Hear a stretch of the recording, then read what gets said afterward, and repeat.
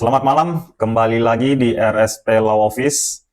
Jadi pada kesempatan kali ini saya akan membahas sedikit ya terkait dengan bank keliling. Ringkas saja. Di mana bank keliling harian ini memang seringkali itu tidak memiliki badan hukum yang jelas. Entah dia koperasi kah atau pihak perbankan kah. Dan umumnya pihak pemberi pinjaman ini merupakan individual ya. Jadi dia perorangan tanpa ada badan hukum ya.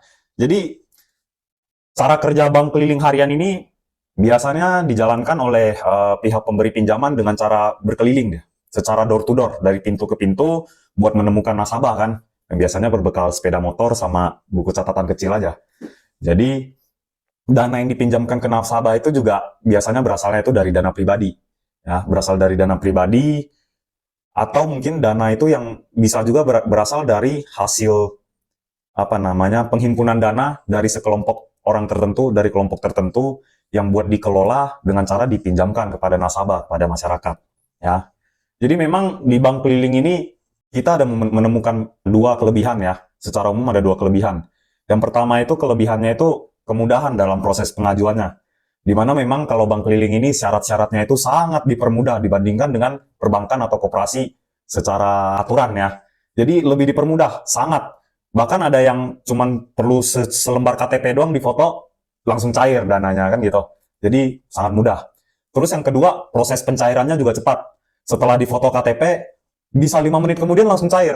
Kalau di perbankan atau di koperasi, biasanya membutuhkan waktu yang sedikit lebih panjang karena ada survei ya kan, ada survei dan sejenisnya. Tapi kalau bank keliling ini memang prosesnya itu biasa instan lah kita sebut, instan. Tapi di balik kelebihan itu ada juga kekurangannya. Dan kekurangannya ini cukup menyekik ya rekan-rekan. Biasanya kekurangannya itu adalah suku bunganya itu tinggi. Itu sangat mencekik ya.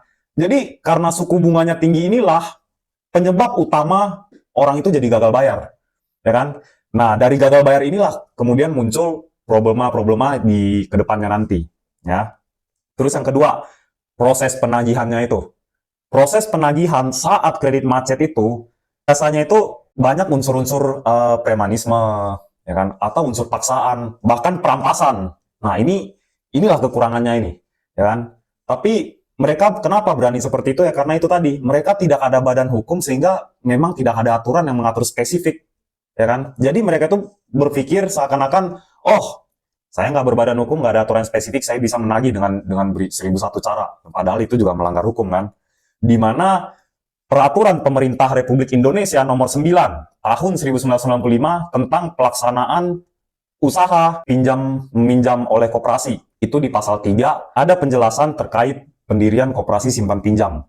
Bagaimana pelaksanaan sebuah penggalangan dan penyaluran dana kepada masyarakat dalam bentuk badan usaha koperasi, ya, badan hukum koperasi. Itu ada diatur di situ, ya. Kemudian yang menjadi persoalan di sini adalah bank keliling ini dalam sistem perbankan kita di Indonesia, atas konsekuensi peminjamannya ada asumsi bahwa bank keliling atau yang biasa dikenal dengan bank plecet ini termasuk ke dalam bank gelap atau bank ilegal.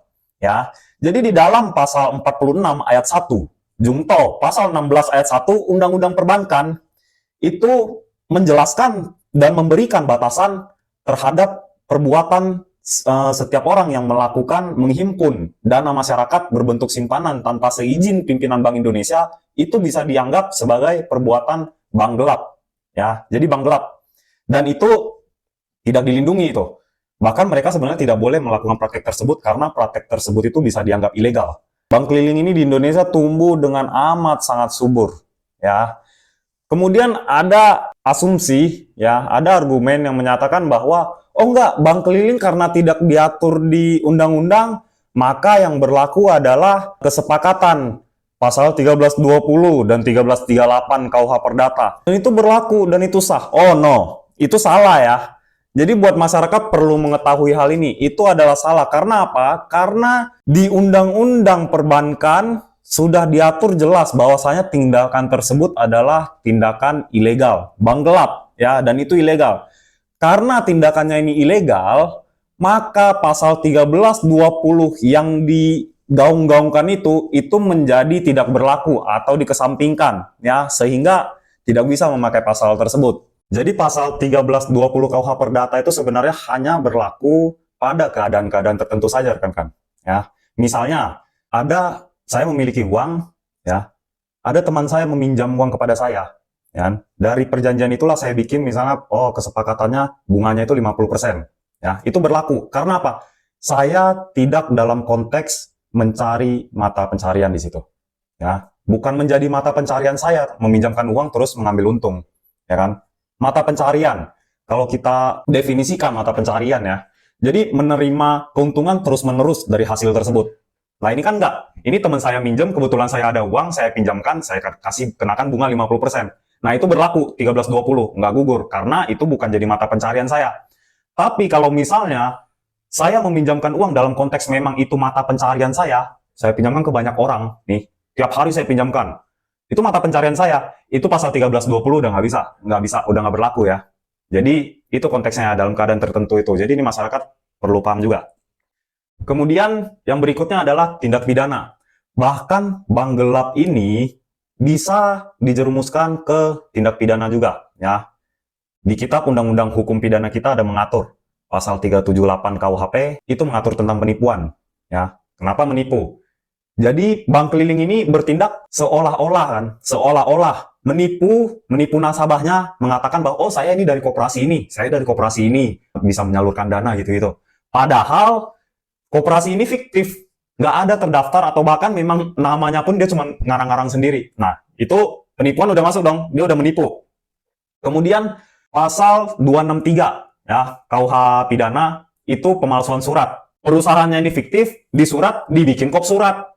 Dibikin kop surat seakan-akan ini suratnya asli dari koperasi misalnya atau asli dari bank. Padahal ini surat dia bikin sendiri di rumah, dikasih kop surat gitu doang. Itu pemalsuan surat udah masuk ya. Unsur pemalsuan suratnya itu udah masuk. Jadi untuk rekan-rekan yang memang sudah terlanjur minjam, ya, sudah terlanjur punya utang ke bank keliling, dengan bank keliling, kemudian pasti bertanya-tanya, jadi apakah ini saya kemudian tidak perlu membayar utang saya? Oh, nggak juga ya rekan-rekan ya.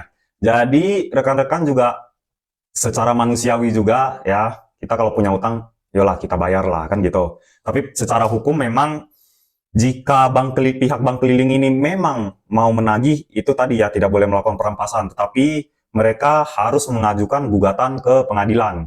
Demikian yang bisa saya sampaikan. Semoga video edukasi ini bisa bermanfaat bagi masyarakat luas dimanapun berada. Tetap ikuti terus video-video edukasi hukum kami.